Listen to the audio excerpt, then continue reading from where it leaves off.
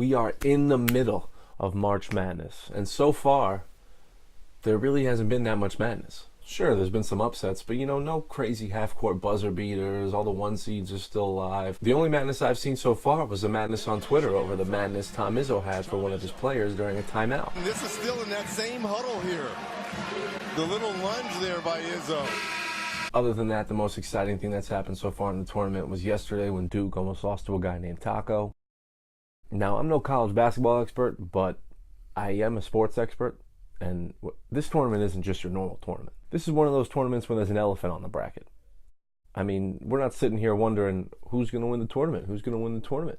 We're sitting here wondering whether or not Zion and Duke are going to win the tournament. And if I was going to make a bold prediction, try and make a splash with my words, I might say something like, Zion's too young.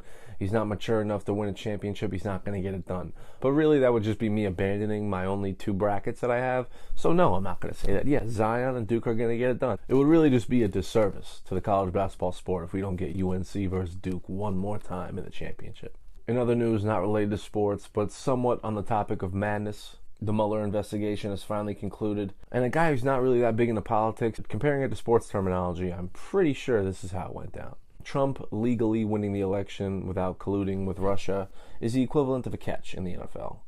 And the ruling on the field, while it was controversial, was that he caught it. But then the Democrats threw the challenge flag, so the official, aka Robert Mueller, went into the review booth. He came out over 2 years later, and when he finally came out, he said, after review of the play, there is no conclusive evidence to overturn the catch, aka no proof that Trump was working with Russia. So that's that. No impeachment, and Rachel Maddow should just be called the boy who cried impeachment. Because, literally every week she's talking about he's going to get impeached for this, he's going to get impeached for that, he's going to get impeached for this. She's just got to calm down a little bit. I thought the sports talk debates were bad, but she's worse than Skip Bayless the last 11 years saying that LeBron James isn't that good. And from someone who probably should quit their job to someone who did quit their job, Rob Gronkowski, one of the greatest tight ends of all time, called it a career. He has retired from the NFL, and Tom Brady took to Twitter to let you know that he thinks that Rob Gronkowski is the greatest tight end of all time.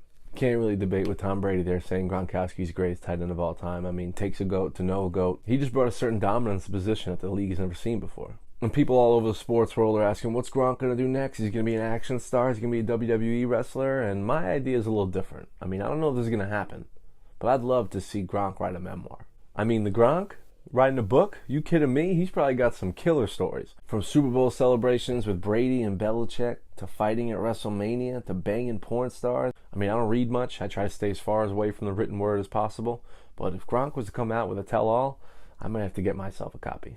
And now for a segment I like to call Instagrams.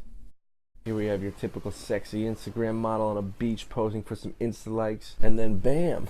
Grandpa coming out of right field saying, fuck your G-string, bitch. I got a banana hammock here that'll make every lady in the retirement home drop.